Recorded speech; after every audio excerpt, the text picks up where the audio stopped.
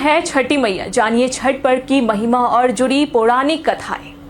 छठ पूजा भारत की प्रमुख और पवित्र त्योहारों में से एक है, जिसे विशेष रूप से बिहार, झारखंड, पूर्वी उत्तर प्रदेश और नेपाल के कुछ हिस्सों में बड़ी श्रद्धा और आस्था के साथ मनाया जाता है।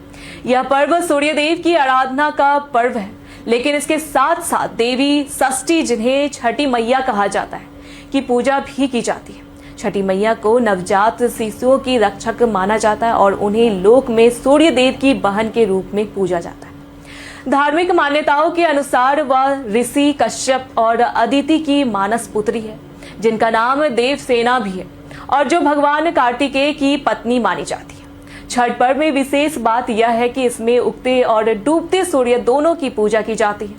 यह पर्व 4 दिनों तक चलता है और इसमें कठिन तपस्या, उपवास और पवित्रता का विशेष ध्यान रखा जाता है। वैज्ञानिक दृष्टिकोण से भी इस पूजा के कई लाभ हैं, जैसे सूरज की किरणें त्वचा रोगों को ठीक करने में सहायक होती है और जल में खड़े होकर अर्घ्य देने से शरीर और मन को शुद्धता मिलती है। पौराणिक कथाओं के अनुसार छठ पर्व की शुरुआत त्रेता युग में माता सीता द्वारा की गई थी। जब राम और सीता अयोध्या लौटे और उनका राज्याभिषेक हुआ, तो माता सीता ने मुंगेर, बिहार में गंगा के बीच एक चट्टान पर बैठकर छठ व्रत किया और सूर्य को अर्घ्य दिया। यह स्थान आज सीता चरण मंदिर के नाम से जाना जाता है, जहां उनके चरण चिन्ह आज भी पूजनीय है। माता सीता ने यह व्रत प्रजा की समृद्धि और सुख के लिए रखा था, जिससे छठ पूजा मां बनने का भाव और लोक कल्याण की भावना से जुड़ गई। महाभारत काल में भी इस व्रत का उल्लेख मिलता है। जब पांडव जुए में सब कुछ हार गए थे, तब श्री कृष्ण ने द्रौपदी को छठ व्रत रखने की सलाह दी थी। द्रौपदी ने विधि पूर्वक यह व्रत किया और उनकी मनोकामनाएं पूर्ण हुई। साथ ही पांडवों को उनका राजपाट वापस मिला।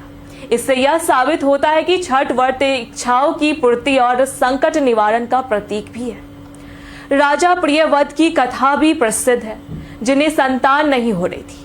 महर्षि कश्यप ने उन्हें पुत्रेष्टि यज्ञ करने और देवी षष्ठी की पूजा की सलाह दी। यज्ञ से पुत्र हुआ, लेकिन वह मृत पैदा हुआ। जब राजा दुखी होकर आत्महत्या का प्रयास कर रहे थे, तभी देवी देवसेना प्रकट हुई और उन्हें व्रत की विधि बताई।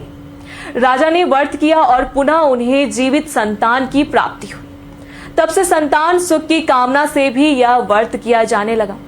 ऋषि अर्क की कथा भी प्रसिद्ध है, जो कुष्ठ रोग से पीड़ित थे। उन्होंने आकाशवाणी के अनुसार छठ व्रत किया और रोग मुक्त हो गए। इस कथा से छठ की आध्यात्मिक शक्ति का भी प्रमाण मिलता है। छठ केवल एक धार्मिक पर्व नहीं, बल्कि प्राकृतिक, परिवार और महिला शक्ति के सम्मान का भी प्रतीक है। यह पर्व स्वयं सादगी, शुद्धता और श्रद्धा की मिसाल है। इसलिए आज भी लाखों लोग पूरी निष्ठा से यह व्रत रखते हैं और छठी मैया की कृपा से सुख, शांति और समृद्धि की कामना करते हैं। इसलिए छठ केवल एक पूजा नहीं, बल्कि जीवन के हर पहलू में शुद्धता, श्रद्धा और शक्ति का संगम है। एक ऐसा पर्व जो सूर्य की ऊर्जा और छठी मैया की करुणा से हमें नई रोशनी, नई उम्मीद और नई शुरुआत देता है। तो कैसी लगी हमारी ये जानकारी, हमें कमेंट में जरूर बताएं। ऐसी जानकारी के लिए देखते रहे प्योर पटना।